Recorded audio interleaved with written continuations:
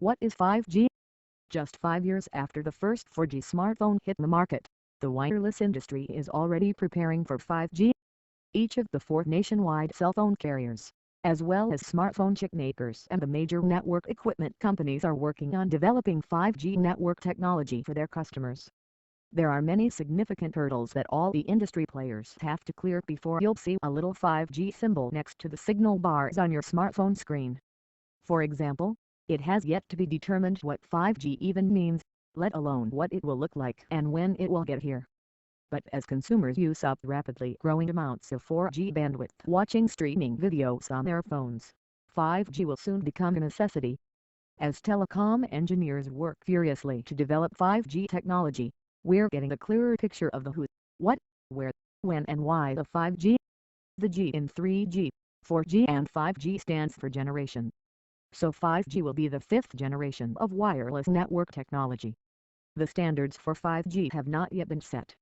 According to Bill Smith, president of AT&T Tech30 Network Operations, 5G will likely be defined in 2018, and the standards for 5G will codified sometime in 2019 by the Standards-Setting International Telecommunications Union, a branch of the United Nations. The standards will determine which wireless technologies can be called 5G, as well as what its characteristics must include, such as how fast it will be. Still, it's possible to make a very educated guess about what 5G will look like based on the emerging 5G technologies that the wireless industry is experimenting with. Here's the elevator pitch. 5G will be faster, smarter and less power-hungry than 4G, enabling a slew of new wireless gadgets. 5G will let us have faster smartphones, more smart home devices and longer-lasting wearable gizmos. How fast will 5G be? G has the potential to offer speeds up to 40 times faster than 4G, fast enough to stream 8K video in 3D or download a 3D movie in about 6 seconds. On 4G, it would take 6 minutes. Unfortunately for consumers, there's a difference between lab experiments and reality. Peak speeds are fun to dream about, but in the real world, actual speeds are much slower than promised. Nokia and OK, one of the biggest 5G players, believe that its 5G technology will allow for real-world speeds of about 100 megabits per second when the network is most congested. That's about 4 times faster than 4G's top speed. Another characteristic of 5G is that it will have ultra-low latency, meaning that it could drastically reduce the amount of time it takes for the network to respond to your commands. That could give the appearance of much faster loading websites, apps, videos and messages. How will it work? A lot of the wireless companies' 5G experimentation is taking place in super high frequencies, as high as 73,000 MHz. Today's cell phone networks broadcast signal in a range of 700 MHz to 3,500 MHz. The advantage of high-frequency signals is that they're capable of providing significantly faster data speeds. The disadvantage is that they travel much shorter distances and they can't easily penetrate walls.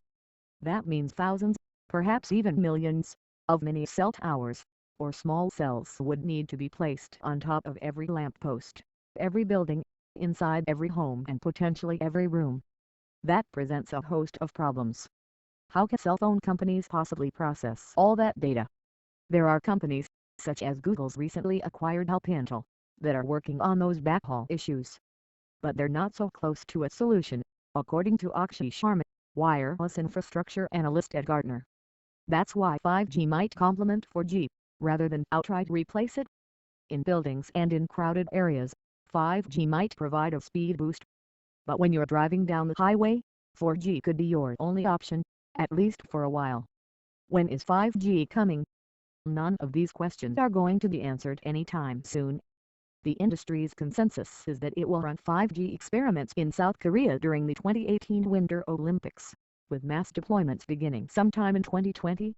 Yet Verizon VZ Tech30 has said that it is working on 5G technology with the aim of bringing it to market much sooner, as early as 2017.